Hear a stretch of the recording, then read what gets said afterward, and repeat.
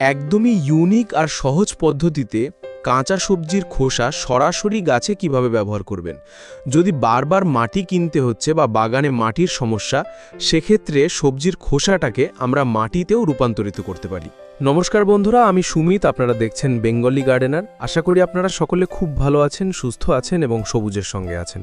বাগানে বিভিন্ন প্রকার গাছ রয়েছে, কিন্তু গাছের মাটির অভাব। সেক্ষেত্রে আমরা সবজির খোসা ব্যবহার করতে পারি। আজকে আমি শেয়ার করেছি সম্পূর্ণ ইউনিক পদ্ধতিতে কাঁচা খোসা কিভাবে গাছে ব্যবহার করবেন। এছাড়াও জবা গাছ থেকে শুরু করে বেলি গাছ, এছাড়াও বিভিন্ন রকম ফল গাছেও সবজির খোসা ব্যবহার করা যায়।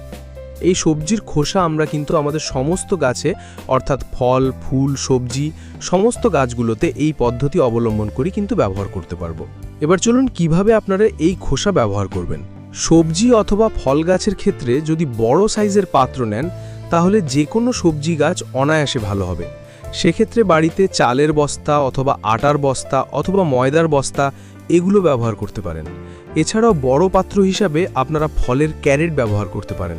সরাসরি সবজির খোসা ব্যবহার করতে গেলে আমাদের প্রথমত প্রয়োজন শুকনো উপাদান। এখানে আপনারা অনলাইন থেকে আসা পার্সেলের যেসব বক্সগুলো থাকে, সেই কাগজের বক্সগুলোকে টুকরো করে ছিঁড়ে দিতে পারেন। এছাড়াও কাগজের টুকরো দিতে পারেন অথবা শুকনো পাতা দিতে পারেন। শুকনো পাতা কিভাবে সংগ্রহ করবেন?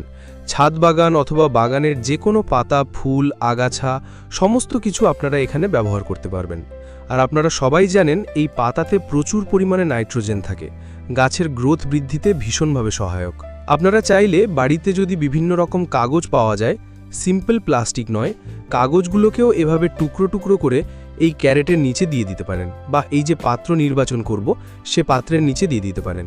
এছাড়াও বাড়িতে যদি তুষ বা ধানের বিভিন্ন রকম চিটা যদি থাকে, সেগুলো দিতে পারেন।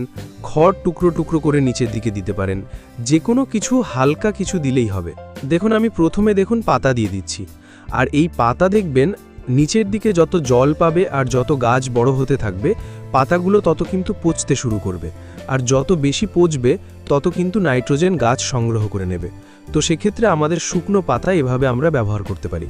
আপনারা কি জানেন বন্ধুরা, শুকনো কাগজ অথবা পাতা যদি আমরা ব্যবহার করি, তাহলে অনেক কিছু সুবিধা পাওয়া যাবে। সুবিধা হলো সবজির খোসা যখনই আমরা এই পাতার ওপরে দেব, তখন আস্তে আস্তে সে সংগ্রহ করে নেবে সেই লিকুইডটা সহজে ছাদ বাগানে ছড়াবে না, দুর্গন্ধ হবে না, পাতা সংরক্ষণ করবে আর পাতা আস্তে আস্তে পচন শুরু করে দেবে। সবজির খোসাগুলোকে আমরা যখনই এভাবে স্তর বাই স্তর দিতে থাকব, তার ফলে দেখবেন সবজির খোসাগুলো আস্তে আস্তে পচতে থাকবে। এর ফলে এই যে আমরা বড় বড় বস্তা বা কোনো বড় পাত্র নির্বাচন করেছি, এতে মাটি দিলে যে ওজনটা হওয়ার কথা, সেই ওজন বা ভার হবে না, একদমই হালকা হবে। অনায়াসে আমরা এক স্থান থেকে অন্য স্থানে নিয়ে যেতে পারবো এবং ছাদের লোড অনেকটা অংশে কমিয়ে দেবে। এবং প্রচুর পরিমাণে মাইক্রোনিউট্রিয়েন্টস আছে যা গাছকে সহজেই হেলদি করবে। প্রথমে আমি পাতা দিয়েছি, তারপরে বেশ কিছুটা পরিমাণ সবজির খোসা দিয়েছি, তারপর কলার খোসা, ডিমের খোসা ইত্যাদি স্তরে স্তরে দিতে থাকতে হবে এবং অল্প অল্প করে মাটি দিতে হবে। দেখুন এই ফলের ক্যারেটটি আমি অনেক দিন ধরেই ভরিয়ে রেখেছি। প্রায় 1 মাস হয়ে গেছে, এটি অনেকটাই পচে গিয়েছে এবং এটি কিন্তু আস্তে আস্তে বসতে শুরু করবে, অর্থাৎ এর মধ্যে থাকা জিনিসগুলো পচে গিয়ে মিশতে শুরু করবে। এইভাবেই কিন্তু আমাদের পুরো ক্যারেটটিকে ভরে নিতে হবে। একদম ফেলে দেওয়া জিনিস, সেগুলো দিয়ে মাটিটা প্রস্তুত করেছি। আপনারা দেখলেন কতটা পরিমাণে আমি এই জিনিস ব্যবহার করেছি। এখানে বলতে পারেন মাটি একেবারে না দেওয়ারই মতো। এবার এই যে কম্পোস্টটা আমরা বানাচ্ছি, এটা খুব দ্রুত পচানোর জন্যে আমাদের এখানে একটি ম্যাজিক লিকুইড দিতে হবে। সেটি হলো টক দইয়ের ঘোল অথবা গুড় গলানো জল। অল্প একটু জলে 1 চামচ টক দই ভালো করে গুলিয়ে সপ্তাহে একবার করে কিন্তু আমি এতে দিয়েছি। তার জন্যই কিন্তু এটি খুব দ্রুত পচে গেছে এবং এতে কিন্তু দুর্গন্ধ হবে না। তো বন্ধুরা, একদম দেখলেন খুব সহজ আর সিম্পল পদ্ধতিতে আমার একটি টব পুরো ভরাট হয়ে গেল।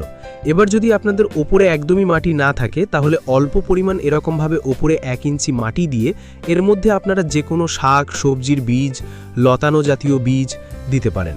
পুঁই শাক দিতে পারেন। পুঁই শাকের ডাল এনেও এই মাটির মধ্যে বা এই সারের মধ্যে বসাতে পারেন। এতে কিন্তু মাটি ছাড়াই তৈরি হয়েছে। যে কোনো বাচ্চা এক স্থান থেকে অন্য স্থানে নিয়ে যাবে এবং নিয়মিত আমরা সবজির খোসা এর মধ্যে দিতে থাকব। আপনি চাইলে একদম একটি বস্তা পুরো সম্পূর্ণ এইভাবে ভরাট করেও আপনারা 2-3 মাসের মধ্যেও সেটি গাছ বসাতে পারেন। সরাসরি রোদযুক্ত স্থানে রাখব, ছায়াযুক্ত স্থানে রাখব না এবং একটি স্থান নির্বাচন করব, সেখানেই রেখে দেব। এইভাবে গাছ বড় হবে। পরবর্তী আপডেটে আমি শেয়ার করব যে কেমন হয়েছে। সবজির খোসা কুচি করেও আপনারা গাছের গোড়াতে দিতে পারেন। শুনলে আপনারা অবাক হবেন, এই যে পাত্রগুলো, এর মধ্যে বাড়ির আবর্জনা, কাগজ, এছাড়াও প্রচুর পরিমাণে সবজির খোসা দিয়ে এই পাত্রগুলো প্রস্তুত করেছিলাম। এতে এত বেশি মাইক্রোনিউট্রিয়েন্টস এবং নাইট্রোজেন আছে, যার ফলে গাছের গ্রোথ কিন্তু দুর্ধর্ষভাবে বাড়ছে। জবা গাছ, বেলি গাছ, এছাড়াও বিভিন্ন প্রকার ফল গাছ যদি সবজির খোসার মধ্যে বসাতে চান, তাহলে আমাদের বড় পাত্র নির্বাচন করতে হবে। আপনারা যদি এতে গাছ নাও বসান, তাহলেও কিন্তু আপনারা এটিকে এরকমভাবে 1-1.5 মাস রেখে দেবেন। এর মধ্যে আস্তে আস্তে সবজির খোসা পচে গিয়ে খুব সুন্দরভাবে কিন্তু ঘরোয়া জৈব কম্পোস্ট সার তৈরি হয়ে যাবে, এমন কালো আকৃতি হয়ে যাবে। এবং এই সার আপনারা কিন্তু গাছে ডিরেক্ট ব্যবহার করতে পারবেন, ভার্মি কম্পোস্ট অথবা গোবর সারের জায়গায়। আর যদি মনে করেন জবা গাছ, বিভিন্ন প্রকার ফুল ফল গাছে আমরা সবজির খোসা ব্যবহার করব, তাহলে এইভাবে পচিয়ে শুকনো করে তাহলেই ব্যবহার করতে পারবেন। এখানে দেখতে পেলেন আমি এই সবজির খোসাগুলোকে ব্যবহার করলাম। আমি অবশ্যই এর মধ্যে বেশ কিছুটা পাতা সারও দিয়েছিলাম, তার ফলে রেজাল্টটা আরও ভালো আসে। এই পদ্ধতি অবশ্যই অবলম্বন করুন। বন্ধুরা, আমি আশা করছি এই সহজ পদ্ধতিগুলো যদি অবলম্বন করেন, তাহলে সহজেই আপনি বাগান গড়ে তুলতে পারেন। বিশেষ করে সবজির খোসার মধ্যে আমরা সরাসরি বিভিন্ন প্রকার সবজি গাছ করতে পারি। আজকের ভিডিওটি যদি শুরু থেকে শেষ পর্যন্ত দেখে থাকেন, তাহলে আশা করছি আপনার বাগানে এই পদ্ধতিগুলো সহজেই আপনি অবলম্বন করতে পারবেন। বন্ধুরা, এই পদ্ধতিগুলো ফলো করে আপনাদের কেমন রেজাল্ট আসছে আর গাছ সংক্রান্ত যদি কোনো রকম সমস্যা থাকে, তাহলে অবশ্যই কমেন্ট বক্সে এসে জানিয়ে যাবেন। সবসময়ই বলবো সবুজের সঙ্গে থাকবেন এবং ভালো থাকবেন। আবারও আসবো গাছ সংক্রান্ত নতুন কোনো ভিডিও নিয়ে, যেগুলো আপনাদের ভীষণভাবে উপকারে আসবে। ভিডিও শেষে অবশ্যই লাইক, কমেন্ট, শেয়ার করে এবং সাবস্ক্রাইব করে পাশে থাকা বেল বাটনটা অবশ্যই প্রেস করে দেবেন। এটি কিন্তু ভুলবেন না। আবারও আসবো নতুন ভিডিও নিয়ে। ধন্যবাদ।